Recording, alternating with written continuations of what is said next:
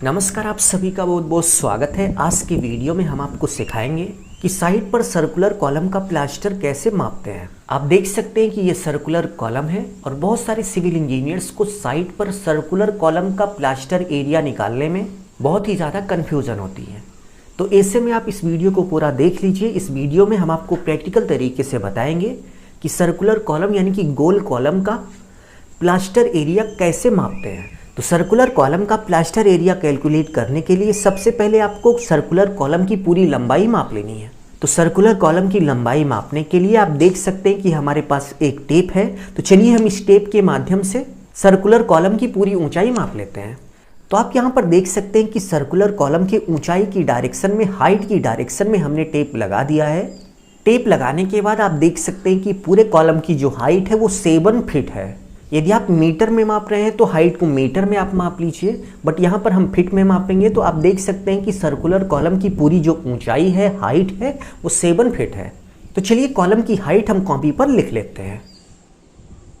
तो circular column की height 7 feet यहाँ पर लिख लेते हैं। तो सर्कुलर कॉलम की ऊंचाई मापने के बाद नेक्स्ट स्टेप में आपको कॉलम की पूरी गोलाई माप लेनी है। कॉलम की गोलाई का मतलब सरकमफ्रेंस या फिर परिधि। तो चलिए हम इस सर्कुलर कॉलम की गोलाई की डायरेक्शन में टेप लगा के देखते हैं कि इसका सरकमफ्रेंस यानी कि परिधि कितनी है।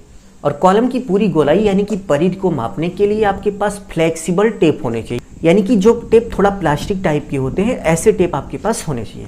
तो चलिए इस टेप को हम कॉलम की गोलाई की डायरेक्शन में लपेट कर देखते हैं कि कॉलम की गोलाई यानी कि परिधि सरकमफ्रेंस कितना है। तो आप देख सकते हैं कि कॉलम की गोलाई की डायरेक्शन में टेप लगाने के बाद कॉलम का सरकमफ्रेंस यानी कि परिधि जो है वो 2 फीट 5 इंच आया। आप अच्छे से देख लीजिए, यहाँ पर कॉलम की टोटल गोलाई 2 फीट 5 इंच है।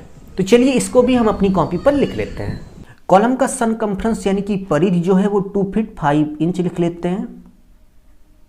तो सर्कुलर कॉलम की ऊंचाई और इसके साथ साथ पूरी गोलाई को मापने के बाद नेक्स्ट स्टेप में सर्कुलर कॉलम का प्लास्टर एरिया निकालने के लिए कुछ कैलकुलेशन किए जाते हैं। तो चलिए देखते हैं कि कैलकुलेशन कैसे किया जाता है। तो कॉलम की हाइट और इसके साथ साथ कॉलम की गोलाई यानी कि परिधि को मापने के बाद नेक्स्ट स्टेप में आपको ये चेक करना है कि कॉलम की हाइट और इसके साथ साथ कॉलम की परिधि में कौन सी वैल्यू जो है वो इंच में आई है। तो कॉलम की हाइट की वैल्यू आप देख सकते हैं कि 7 फीट है और इसके साथ साथ कॉलम का जो सरकमफ्रेंस है यानी कि जो परिधि है वो 2 फीट 5 इंच है। तो इस 5 इंच को आपको फीट में कन्वर्ट करना होगा। बहुत सारे लोग इस 2 फीट 5 इंच को कुछ इस तरीके से 2.5 लिख के कैलकुलेशन कर लेते हैं।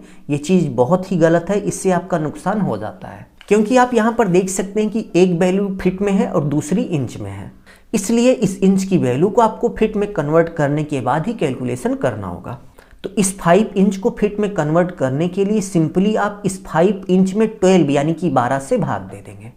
क्योंकि एक फीट में 12 इंच होते हैं, इसलिए किसी भी इंच की वैल्यू में यदि आप 12 से भाग दे दोगे, 12 से डिवाइड कर दोगे, तो वो इंच की जो वैल्यू होगी वो फीट में कन्वर्ट हो जाएगी। तो इस 5 इंच को फीट में कन्वर्ट करने के लिए 12 से हमने डिवाइड किया, तो आप देख सकते हैं कि 0.416 फीट आ गया।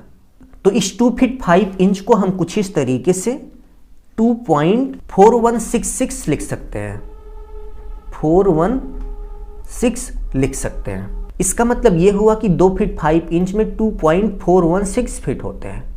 तो सभी इंच की वैल्यू को फीट में कन्वर्ट करने के बाद नेक्स्ट स्टेप में सर्कुलर कॉलम का प्लास्टर एरिया निकालने का एक फॉर्मूला होता है H × C। H का मतलब हाइट हो गया और C का मतलब सरकमफ्रेंस हो गया, यानी कि परिधि हो गई। यानी कि यदि आप सर्कुलर कॉलम की ऊंचाई में सर्कुलर कॉलम के परिधि से गुणा कर देंगे तो आपको पता चल जाएगा कि सर्कुलर कॉलम का प्लास्टर एरिया क्या है। तो यहाँ पर सर्कुलर कॉलम की हाइट 7 फीट है इंटू C, यानी कि सर्कुलर कॉलम की परिधि। तो सर्कुलर कॉलम की परिधि यहाँ पर 2.416 फीट है। तो चलिए हम यहाँ पर लिख लेते हैं 2.416 फीट। अब चलिए इन दोनों का गुणा करके देखते हैं कि टोटल कितना स्क्वायर फीट आ गया। तो गुणा करने के बाद आप देख सकते हैं कि 16.912 स्क्वायर फीट आया। तो चलिए हम यहाँ पर लिख लेते हैं। तो यही सर्कुलर कॉलम का प्लास्टर एरिया हुआ। तो उम्मीद है आपको बहुत ही अच्छे से समझ में आ गया होगा कि सर्कुलर कॉलम का प्लास्टर एरिया किस तरीके से कैलकुलेट किया जाता है। अभी के लिए बस इतना ही। अपना ख्याल रखिए और अपने मम्मी पापा का अपने से भी ज़्यादा ख्याल रखिए। इसी भाव के साथ आप सभी से विदा लेते हैं। धन्यवाद।